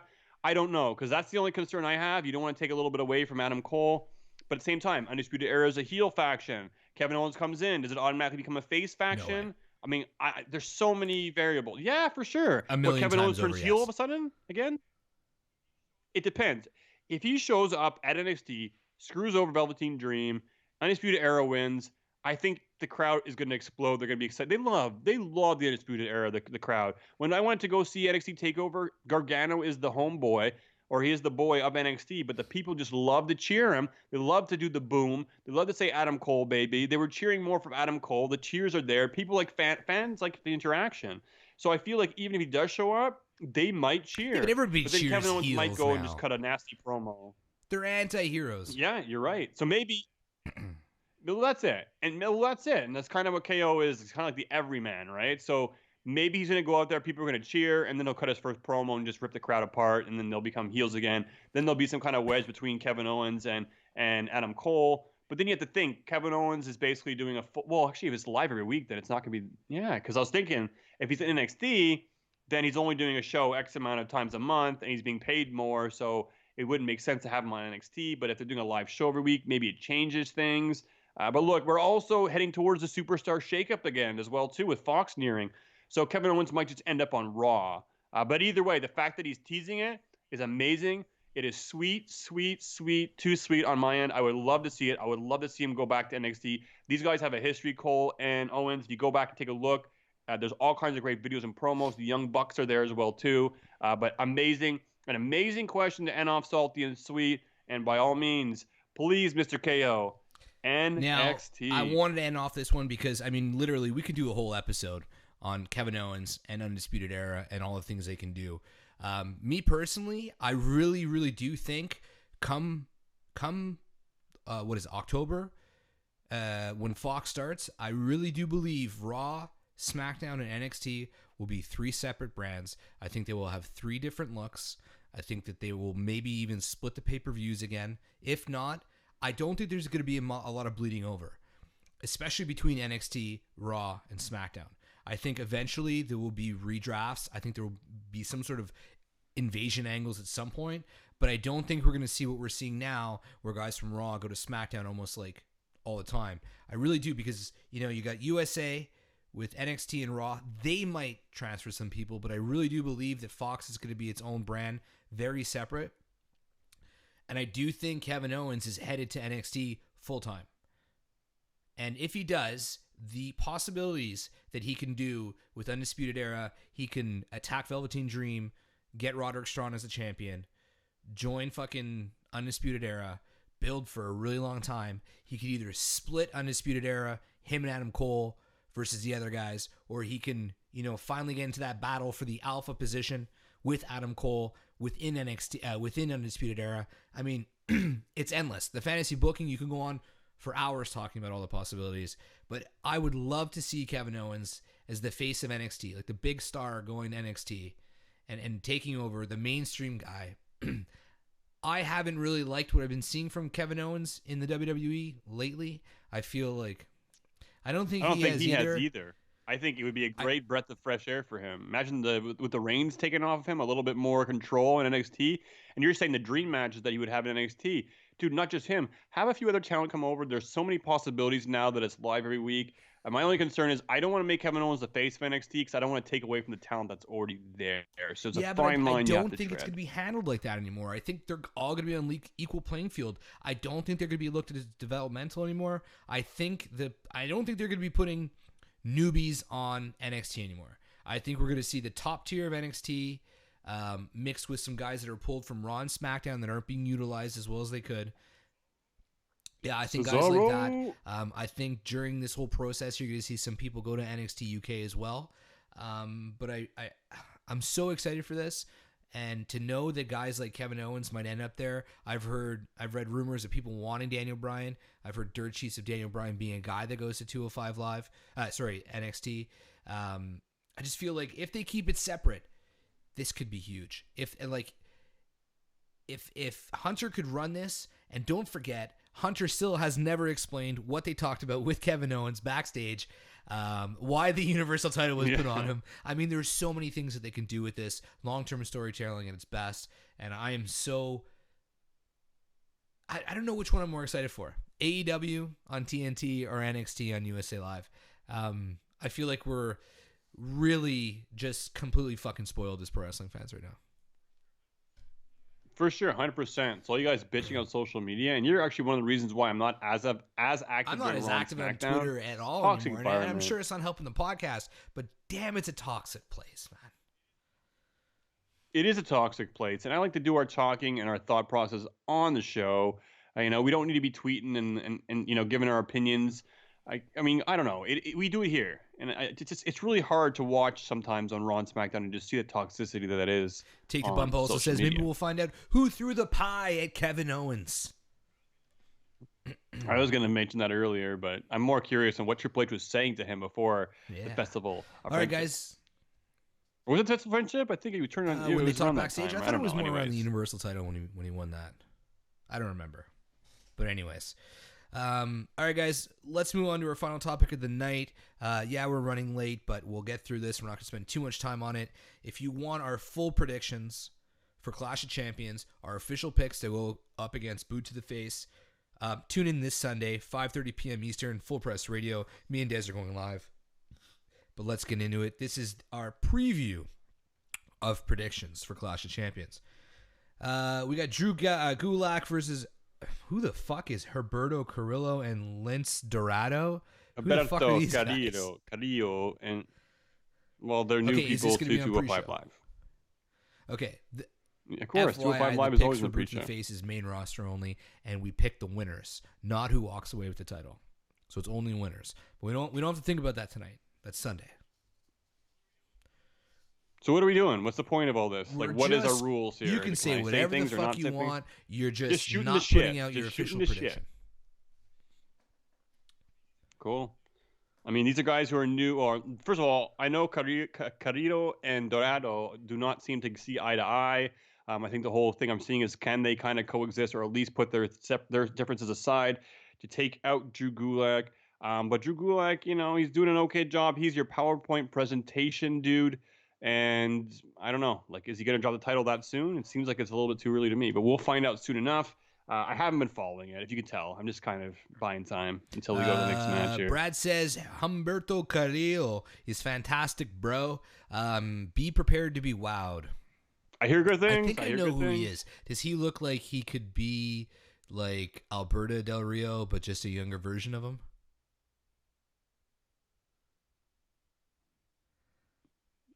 No, I don't mean it in that way. Racist. He's just got does he wear white spandex? Just like the regular man underwear? I don't know. I haven't been following 205 Live lately, so. Look at you. Fucking things up. Somebody has a job and has to work 10 hours a day lately, yes. The New Day versus the Revival for the SmackDown Tag Team titles, baby. Was the Revival even around this week? I feel like I didn't see them this week. To me... Yeah, and the New Day, they've been injured, right? Like Xavier Woods was out, Big E was out, so it's like they have this match and they had no build up. Like, why not put your King of the Ring match in here? Be like, oh, the guys are injured, they can't have their match. Revival can call them pussies, and then we have the King of the Ring match. Like, I don't even understand. There's been no build up for this. It's outside of these guys probably putting on a good match because they usually do. I don't know. It doesn't need to be in the card. Sorry, I'm going to go back on the whole Humberto Carrillo thing. He looks like Alberto Del Rio's ring announcer. Like a younger version of him. Oh. He does. If that sounds less racist. Not sure. Let's quickly move on. Yeah, New Day Revival. I don't give a shit about this match. It's... Oh, I think it'll be an okay match. I don't know. Anyways, we got Bliss and Cross versus Rose and Deville. Oh, really? Man, I'm a little bit out of the loop. I'm not going to lie. My life is still a little bit in shambles. But Bliss and Nikki Cross versus Mandy Rose, Sonya Deville for the WWE Women's Tag Team titles. # give women a chance. I mean, haven't we seen this? Yes, but now Mandy and Sonya have picked up a few wins. Now they're ready. Now they mean business. I don't know. I guess things have changed. But look, man, I find the women's division, the tag team division, has kind of gained a little bit of credibility. Alexa Bliss and Cross, they've been there almost every week performing, defending, or at least having tag team matches or single matches. They're being involved. They're being showcased. I do always go back and feel bad for Bayley and Sasha because I do feel like these are two women who could have represented the tag team titles really well, given the chance that Alexa Bliss and Cross are getting right now. I think there could have been some great tag team matches. I still feel like they're not really kind of giving the tag team titles their due. But I'm happy to see some matches, and it kind of helps put other talent over and makes the tag team division more relevant. Look, who are they going to face for the tag team titles? Obviously not the Kabuki Warriors because nobody knows what happened to them. They're just gone.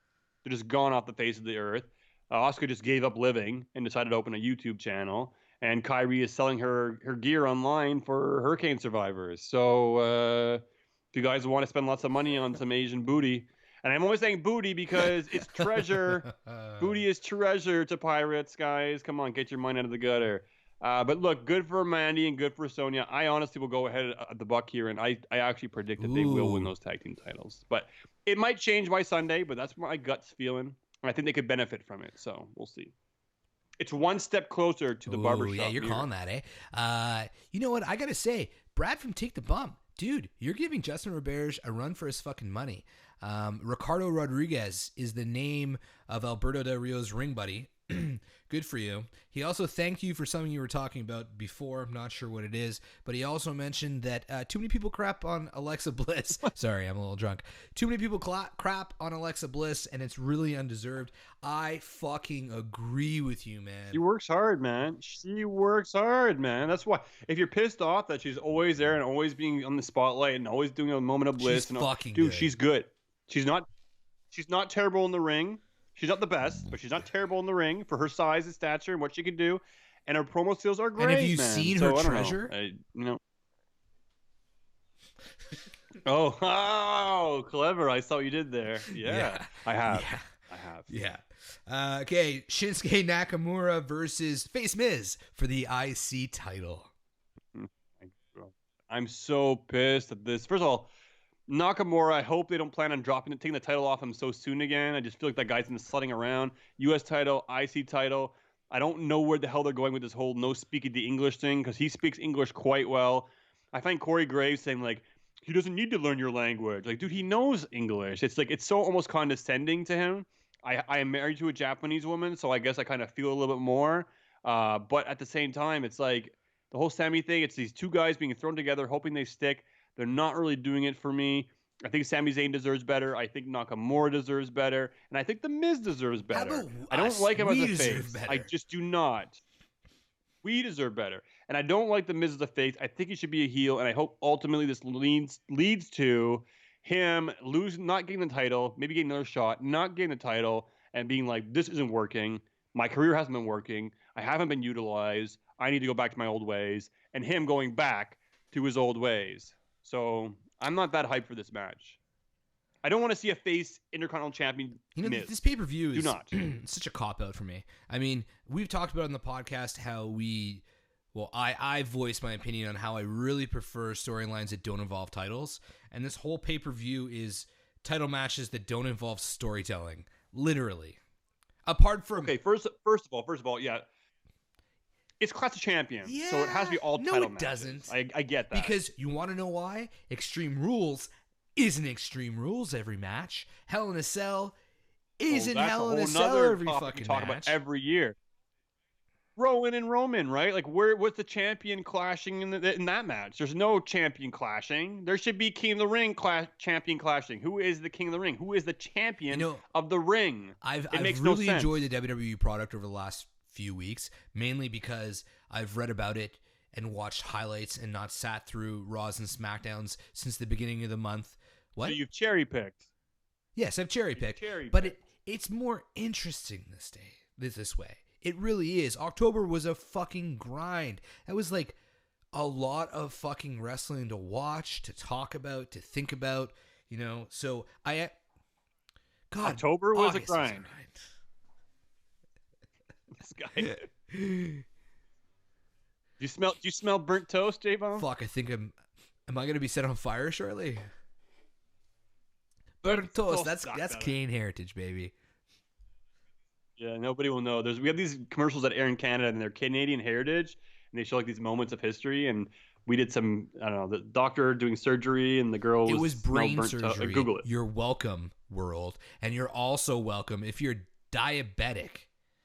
We created motherfucking insulin, so think about that one. And I read a really interesting story about all the children that had what's the diabetes? It sounds like supercalifragilisticexpialidocious. That one. You've never heard of this? There's a type. I've heard of diabetes. I've heard of diabetes A to Z. Type of diabetes that's like something alidocious or something along those lines, and a bunch of kids had them, and then a doctor. No, this is Mary legit. Poppins? I'm gonna fucking find it. Hold on. But let me tell you the story as I do it. Diabetes. How are you gonna Google this? Alidocious? Type? I don't know. Oh, I got type 2. That's what popped up. But there is a type of diabetes. It sounds like supercalifragilisticexpialidocious, whatever that saying is. I can't say it. But anyways, a doctor walked in the room. There's a whole bunch of sick fucking kids. Please Google it because I could see your screen. And he literally started injecting them with what is now known as insulin. And by the time he injected the last one, the first one woke up. So it went from a room full of dying kids to a room... Yes. Oh, to they were a in room comas? full of complete and utter joy. And it was a moment of heritage for us Canadians. So that is your Canadian history for Wednesday night here on Talkmania. Hey, and then there's hockey. That starts over in October, man. It's going to be good. You know, it's all about the hockey. Let's move on. We got time to kill, man. We're at an hour 30 already. Okay, we got Roman Reigns versus Rowan. I don't think there's anything to be excited about this match in particular. Yes. I'm trying to be as excited for a as pay-per-view possible. that's Clash of Champions, it's literally the only one on the card that doesn't have a title. This could have been the King of the Ring match. We also have Kofi Kingston versus Randy Orton for the WWE title. I know you're really into this storyline. I think this is the best build on this entire card, though. I will give it that. I mean, I'm into the feud. I like Randy Orton being a bit real, kind of dropping the shit bomb this past week on SmackDown, being Randy Orton. But I feel like he lacks creativity. I find like when he finds something, he holds on to it. Like the RKO, the most devastating letters in wrestling, RKO. And now it's stupid. And I just feel like I don't get creativity from him. I find he just kind of does his job, but he's good. I like him. He's vicious. He's a rattlesnake or he's a viper. Cool. But one thing that I'm a little bit, I would say I'm salty about would be this build-up this week on SmackDown between Kofi Kingston and Randy Orton, because I talked about this for weeks prior and last month before our pay-per-view predictions. I want to see this come full circle. I want to see Kofi Kingston beat Randy Orton, and I want to see them recreate that from 10, whatever you table. We were in Madison Square Garden, and maybe that's why we got it this week. But the fact that we did it this week makes me believe this is the end of the road with Kofi Kingston. And a part of me feels like Randy Orton may very well be taking the title off him this week. Now, I feel like full circle, Kofi Kingston needs to win this match against Randy Orton. He needs to, and I hope he does. And then after that, okay, we are at the finish line. Anything extra is bonus. I'm just a little bit concerned for Kofi Kingston because I feel like Randy Orton may be taking this one. He is going to SmackDown after all, so, well, in theory. So, well, he is on SmackDown already, but he's been highlighted, so we'll see. Yeah, I agree with you. I can't Thanks, guy who looked up from your phone. I'm trying to text my wife to figure out what the fuck the diabetes thing is called because I need to know. It's like one of those things that you drop the ball on the diabetes talk. You think it's called it's like alpha fragilistic or whatever. It's on a commercial. Okay, I watched 90 Day Fiance and TLC. Okay, so all the fucking commercials are about all these sicknesses in the States, and they're like they're like, blah, blah, blah, do you suffer from expialidocious? And I'm like, yo, did that guy just sing the Mary Poppins song in a diabetes commercial? I swear to God. So I just texted my wife who's downstairs because we fucking die when we read it. And I'm sure if Justin Roberge is here, he would fucking correct us. Take the bump. If you could figure it out for us, that'd be awesome. But I do agree with you. I do want to see Kofi Kingston win this. I do want to see it come full circle. It's convenient for them that they're pulling stories out of their asses from 10 years ago.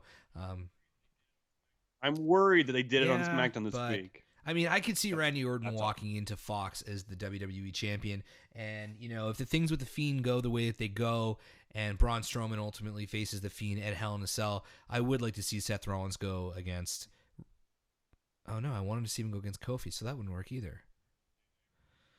Monday Night Rollins, man. A lot of shit's going on in WWE. It's a hard one to predict. This is going to be a bitch. This is the end of the blood feud. This one's not going to be easy to predict.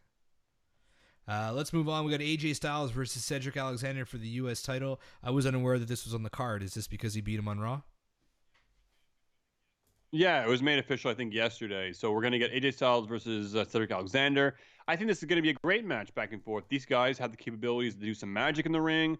Great opportunity for Cedric Alexander. I don't want them to be giving people titles just to elevate them. I want them to earn those titles. So I hope and I feel like he will not win this match. AJ Styles will hold on to that title.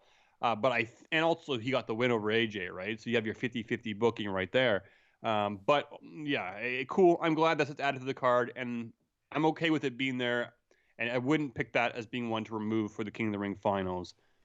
Cool. I like what these guys did this past week. Yeah, I think Roman Reigns versus Rowan is the real match that should be removed for the King of the Ring tournament. AJ versus Cedric Alexander is probably going to be a pretty fun match to watch. They could open up the card with this. Seth Rollins, Braun Strowman versus Ziggler and Rude for the Raw Tag Team titles. Shit, this card does suck. I think I said that it was attractive last week. I don't think it looks that bad. It's funny. Last week you were like, this card sucks, and I thought it looked good. I don't think it'll be terrible. Now it's the opposite. I don't think it looks too terrible, this card. I don't. I think it'll be more enjoyable than you think it is. But I have low expectation. Yeah, I do. You know the diabetes. Brad right? in the chat. Yo, I swear to God, Justin, you're fucking going to get fired, bro. It's called ketoacidosis. Oh, I knew that. You said alpha. No, but they said you suffer from diabetes, ketoacidosis. And I'm like, whoa, it's fucking Mary Poppins shit up in this bitch, man. Yeah, exactly. Ketoacidosis. Anyways. All right, guys. Tune in next week for some more talk. All right, yeah. Seth Rollins, Braun Strowman versus Ziggler and Rude for the Raw Tag Team titles. Whatever. I mean, I think this one's the easiest one to predict on the card. But Robert Roode is back, and I actually liked what we got from Ziggler and Rude with the OC on Raw. I thought that was it was one of the better promos I've seen from those guys backstage. Yeah, it was okay. It had a nice flow to it. It was short and sweet. I think Rude and Ziggler getting, I guess, they deserve to be in this match. I say Ziggler at least. He's been giving a lot. He's been, helped Goldberg look great. And Rude has kind of been floundering around. There haven't been really much of a place for him. So putting them two together, it's worked. The tag team match that they did have together to become number one contenders was actually pretty good, in my opinion. And I'm interested to see what they can pull off on the pay-per-view. Look, ultimately, we know that something's going to happen between Rollins and Braun. Maybe we all figure they'll lose the title, so they won't. But I have to feel like they're going to be a little bit of a payout for Rude and Ziggler. At least I'd like to think so. But, it's going to be the first of two title defense. Yeah, Seth Rollins is also going to be facing off against Strowman for the Universal title. I mean, I'm not making my predictions now, but I think The Fiend is going to get involved in this because I think he's going to choose his opponent for Hell in a Cell in October. I said that I wasn't that excited about Strowman versus Rollins and I would prefer Rollins versus Lesnar. However, with the introduction of The Fiend into this match in some sort of a way, I guess I'm pretty excited for it now.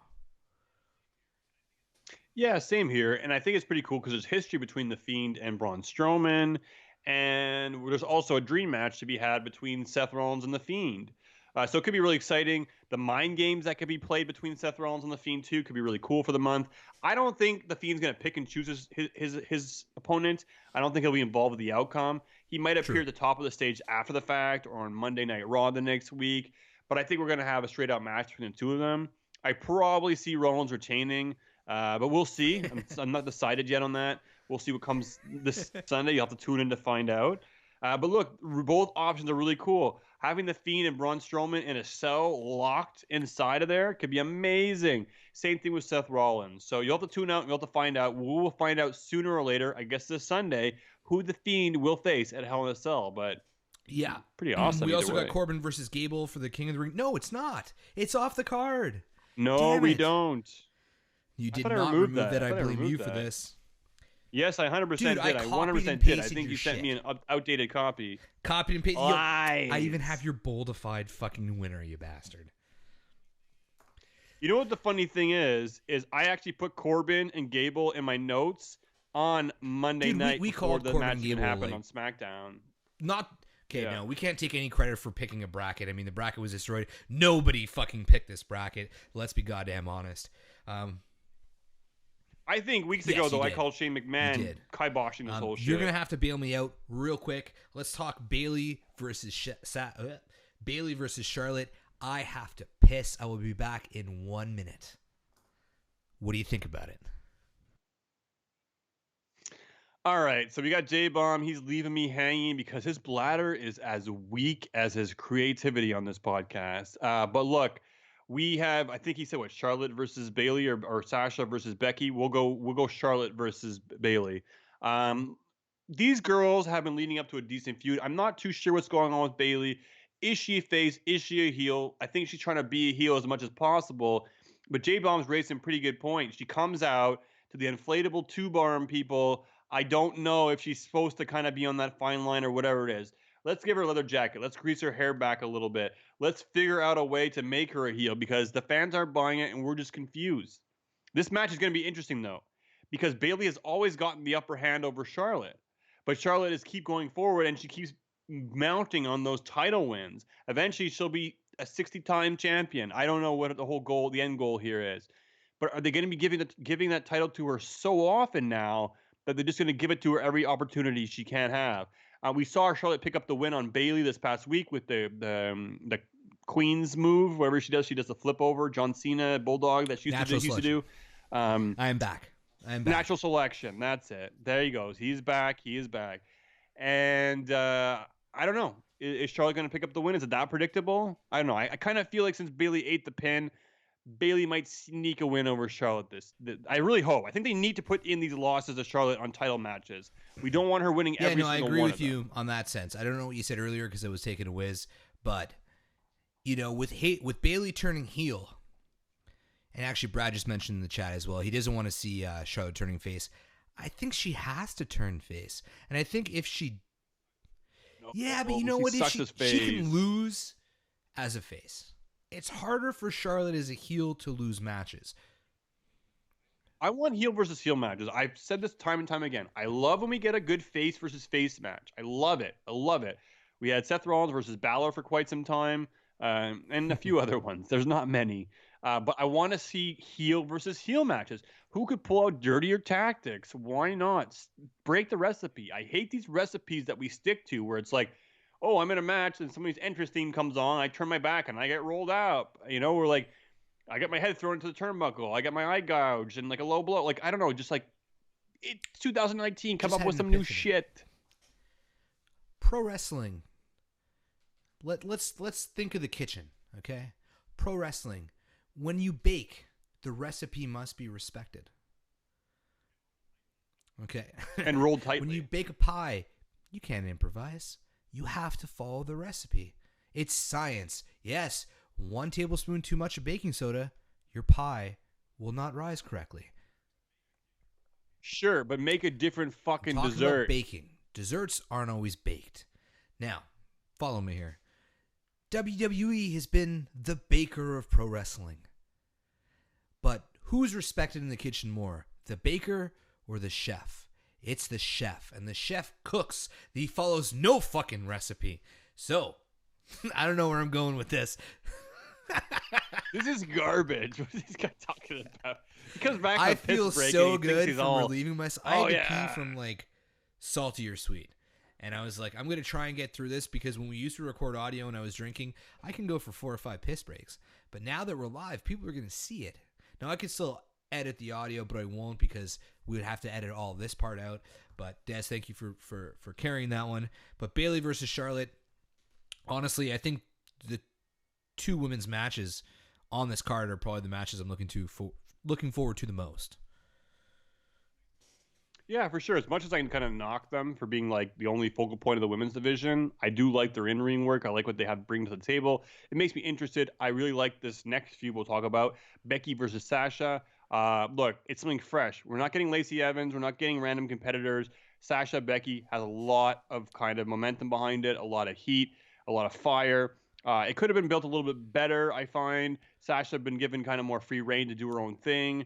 But look, man, I'm interested to see this match. I hope these two women bring it, and they will. And I have a feeling the boss is going to get her day. I think she's going to maybe potentially pick up the title. We'll see.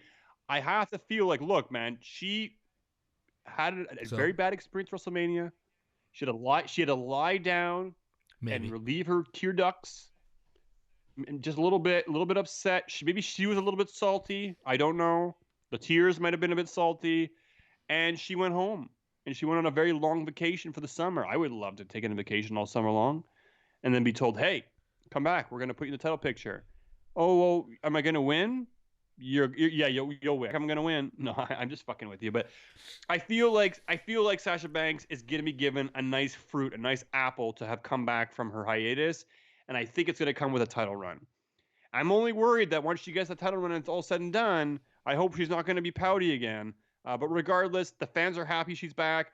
It makes it good for good TV. It makes for a good feud against Becky. And I hope they tear the house down, and I hope it's a great match. Like you said, I think this is one of the matches on the card I'm looking forward to the most. Yeah. Okay. If it was Sasha versus Bayley, I would agree with you. I don't think they're going to take it off of Becky, man. First of all, Becky's on the cover of 2K20. That's coming out like any fucking day now. Okay, so if we go back to last year when AJ Styles was the champion, he held it until that game was like, $14.99 on Xbox Live Store. Fair point. Okay? Fair point. Secondly, Sasha Banks wasn't given more rope.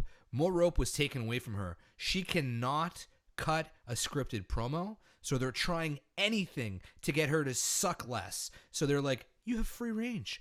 And all the Sasha fans are marking out, going, oh, look, she's one of the ones who gets to, unscripted promos. She's the Rock. No, you are not good at scripted promos. Not saying that scripted promos are good. She speaks too fast. Coming from somebody who speaks too I fast. speak too fast. I'm drunk half the time, and I got a fucking podcast. So I don't know what we're doing. We're idiots too, but we're unscripted. I'm just saying Sasha Banks is not going to win versus Becky. I think I give her less than 5% chance of winning. I just feel like she's playing the card. Same card the Revival played, where they pouted and they Becky didn't want to sign. Lynch. It's not the Raw tag team titles. It's Becky. Yeah, but Lynch. Becky should have had Becky two. Should have been Becky 2 belts longer. She could have lost one of her belts to Sasha. I would agree with you then. There's no way. I feel like the WWE is going to move on from Becky soon. That's my worry. You think Becky is going? You think WWE is going to walk into Fox without Becky Lynch as their champion? I mean, unless it goes to Sasha back to Becky. Well, look, she'll be on SmackDown and she's a Raw champion. So yes, I do. Maybe she'll go. Here's the thing. You're right, and you just painted it yourself. She potentially is going to SmackDown. We saw that in the preview on the Fox video, the promo. There was a lot of people. Stone Cold was in that though. She can easily go over to SmackDown, win the title off Bayley, kick her ass, and then meanwhile Sasha's running fine with her championship on Raw against Lacey Evans or whoever she's going to be facing. And to be quite honest with you, that probably is what's going to happen. I don't see Sasha coming back without getting guaranteed something, being put in the title picture and maybe getting a title run. Because look, all her title runs have been slaps in the face, and I'll give her that. They've been like, you have the title, you lose it a week later. She's never won a pay-per-view title defense. No. So maybe they want to break that. Maybe she's upset. Maybe she's salty about that. I don't know. But I have a feeling that they've guaranteed her a title run. And I have a feeling. She can lose this one and then, beat Bayley down the road or beat Charlotte down the road. Becky fucking Lynch, bro. I know, man. But if they're going to push her on SmackDown, they want her to be the face of the women's division on Fox, then sorry, Bayley, you got a rude awakening coming. I don't know. I mean, we're going to talk about it more on Sunday, that's for sure. Take the Bump Wrestling Podcast says Sasha Banks is awful on the mic. She is the female Lex Luger. Sure. I mean, she's going to date your ex-girlfriend and have her die of an overdose. Whoa. Harsh words. Yeah, that was a bit mean. Des, we did it. We got through it. That was a long podcast. We're almost at the 2-hour mark. We went long tonight. Boys and girls, join us Sunday, 5:30 p.m. Eastern Time. Full Press Radio. We're doing a Clash of Champions live pre-show. Call in. We'll tweet out the number. Send us your predictions. We'll talk about it on air. What else do we have coming up? Next week, we've talked about it a few times tonight. Next week, Wednesday, 10:10. Remember that. Talkamania, the perfect 10. Can you stay up that late? You're good? You're going to be good? Yeah, because I'm going to watch fucking AEW or NXT every Wednesday. It's actually a better schedule than this. I could put the kids to bed. I could have a few more beers. I could jump on here, pee 2 times instead of 1 time, and get through the awesome, podcast. Guys. So you just heard J-Bomb right there. We will be kicking off our new schedule next week, 10:10. Follow our Twitter or whatever. We'll let you know what's going on. And we'll be releasing our content weekly, fresh after NXT, and eventually fresh after AEW. Yes. Follow us on Twitter @_Talkamania, on Instagram @Talkamania. Follow all of our friends, ProWrestlingTees.com/Talkamania. Become a patron, patreon.com/Talkamania. $1 a month. $1 a month. That's like fucking $1 a month. It's nothing.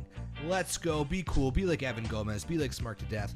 Help us out. Guys, listen to Boot to the Face. They're going up against us this month for the Blood Feud. Clash of Champions. Tune in this Sunday, 5:30. On behalf of Talkamania, J-Bomb's out. Des, say bye. Happy Rosette. Lashka. Follow Take the Bump on Twitter. I know. I just wanted to point that one out. He joined us tonight at Take the Bump Pod. Brad, have a good night. Justin, he might have been replaced. Peace, y'all. I love you, Justin. Don't worry.